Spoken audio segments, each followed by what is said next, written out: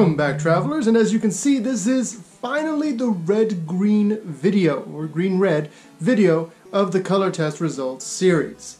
Now, this is actually my third time recording this over the span of the past 4 months, and I'm really hoping that this one sticks. This video has had a lot of requests, most recently by a viewer named Lucas. Now, it's finally happening. We're finally going to look at the adventurer and the romantic.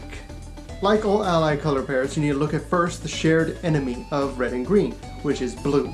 And then you have to kind of look at how does red-green, the Gruul color combination, how does it view blue? And the one word that you could use is cowardly. Whether it has to do with how cowardly blue acts when it comes to dealing with problems, or the fact that blue is so cowardly as to not deal with problems in Gruul's eyes. There's not a direct course of action that Gruul can really agree on with blue. Blue wants to kind of work around things and smooth things over and basically minimize risk. Gruul just wants results. It just wants it done. It wants to get everything fixed, finished. Fixed could mean smashed. That's just how it works. Leading into that, of course, you have to think, okay, well, what is it that Gruul actually wants? What is it? Why is it that why is the cowardly nature of blue reflective of what they want? And it boils down to following your heart or your gut. It basically just means follow yourself, follow what it is that you want. Not in the same way that black is get what you want or do what you want, but more along the lines of when it comes to making a decision, your decision should be like that. It should be instantaneous. It should be what you actually feel. Not what you think is going to work exactly, but like if you have an opportunity, does this feel like a good idea? Does jumping off of a cliff into a lake sound like a good idea? Sounds fun. Is that a good enough reason to do it? Could be. The main conflict that I found between the red and the green color is basically relationship versus experience. What I mean by that is basically on the red-green side of things, the romantic, it's about building a connection with other beings, other people. Because red's all about emotion, all about feeling, and green is about the ecosystem at large. So that taken together, it's about feelings with those around you. And the romantic is a bit of a loaded term at this point in time, but it really just has to do with connecting with the things around you. Not necessarily a amorous kind of definition. It's more just connections. While of course the green-red side of things, the experience part of things, is about I want to live my life. I want to just kind of go around and live, which is green's point of view, with the added splash of, but I want something that I can remember about this, something that will excite me or incite a feeling. And that's where the adventurer comes in. A person that goes out and they're trying to discover new things, they're trying to feel new things, eat new things. There's people that like to go off to like far-flung countries and eat literally every food and see which one gives them the most intestinal distress. That's an adventurer.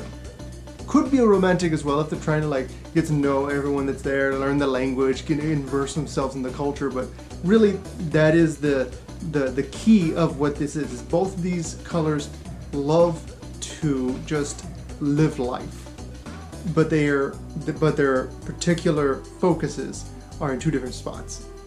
Now the strength of this color combination, of the Gruul color combination, is the magnetic charisma that they exude. Obviously, when you're a character that's constantly expressing your emotions, expressing your desires, and you're going out and you're doing things, then you're going to have there's an effect that these characters have on those around them, where they want to join in on the fun, they want to go on the adventure with them. And that's really what Gruul's big thing is that their strength is just how overwhelmingly positive they can be in these situations to get everyone on the same page. Great leadership skills, if only just because they feel like this is like the one course of action, just go for it. The just go for it kind of people. That said, the just go for it approach, maybe not the best leadership in general, because that's their weakness. The weakness of Gruul is their short-sightedness. they say, let's go, and you go, okay, let's do it, and then you jump off the cliff into the lake, and then you're like, I'm drowning, oh no, or the waves are too big and now I'm smashed against the rocks, and it's like, well, okay, maybe I shouldn't have done that, but the Gruul's like, yeah, we did it, we experienced the shattering of our bones, we almost died, wasn't it great? And you're like, where's everybody else? Oh, they're dead. But that's really the red-green, like, experience-based, you need to go and you need to make these mistakes from the Gruul perspective. They're mistakes that must be made in order to experience life to its fullest extent. And now we come to what is possibly my favorite part of these, is looking at specific characters that could represent or encapsulate those particular colors. And so, the hero that I've chosen is Star-Lord. Now, that said, I will make a distinction with Star-Lord.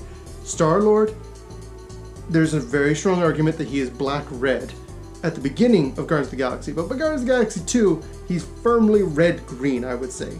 He is focused on the family that he's created, the makeshift, just people from all across the galaxy, and he's very much emotionally attached to these things. He's very emotionally attached to his Walkman, and eventually, of course, his Zune. I think it was a Zune.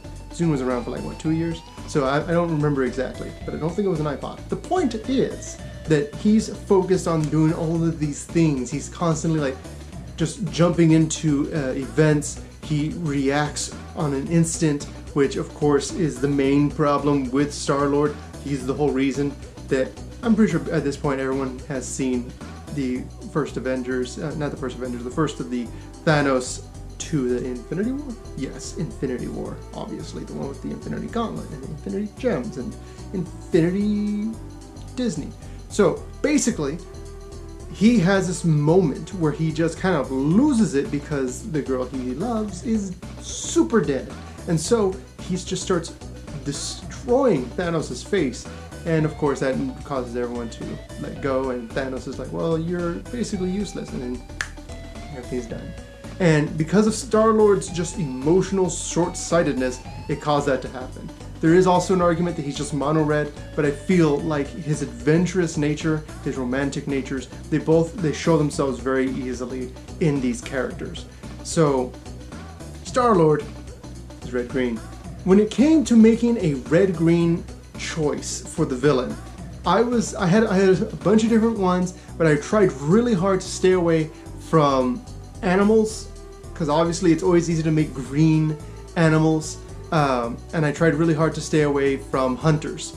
That said, this guy is a hunter. It's Gaston. Yes, no one is red-green like Gaston. No one is Gruul like Gaston. No one can play a stompy deck like Gaston. The idea behind him is that he's a super charismatic, pompous, he's a braggart. Once again, you could try to make the argument that he is mono-black, but I wouldn't go with that because of the fact that, one, he, while selfish, is more driven by his instinctual urges than he is by actual power or anything like that. He has the massive green-red, like, just strength to him. He's not very pragmatic in any way. He's just this bastion of a man, and he can get whatever he wants, and he often does, and the fact that he doesn't in the case of Bell is just like, it gets to him, and so he's a very good villain because he's so petulant. But those aren't black mana attributes, really. He's just emotionally driven. He's able to whip everybody up into a frenzy because he thinks the beast is a beast. He wants to kill the beast. You kill the beast! And everyone kind of just gets like, yeah, let's do it. And they just whips up a mob. And the whole idea behind that moment is it's all emotionally based. It's all based on his connections with all these people. Everyone loves him. It's not that he has a particular power over them or they're afraid of him. It's that, well, other than crazy old Maurice. But the idea is that he's doing all of this with the express intent of getting the results of saving the damsel in distress from the beast. Obviously, in the end, he's the beast and all that stuff and all the subtext to these things. But that said, Gaston is a great example of a red-green villain, simply due to the fact that he makes many of the same mistakes that a red-green character would, and he's driven specifically by a lot of things that a red-green character would be. That said, this was the red-green video. Now at the end of it, I want to just say that red-green is a color that I feel gets misrepresented a lot. You kind of just get it tacked on to characters, and they act in off-color ways, or part of that is I think because green isn't really given a lot of personality in Magic, and I feel like there's a lot of expansion that could be done there, a lot of things that kind of get ignored that are green traits. The whole competitive nature is also of course very green, and that plays into both Star-Lord and Gaston. Star-Lord with his whole being jealous of Thor, and Gaston of course wanting to be the greatest huntsman basically. So all these things taken together, I really enjoy the red-green color combination. I'm a bit of a red-green person myself, and I hope you guys enjoyed this video. If you have any particular things you'd like to say, particular ideas, maybe a character that you think is red-green, or something that you disagree with this particular color combination, I'd love to hear it in the comments. Thank you guys for watching, and until next time, which won't be 4 months from now, travel well.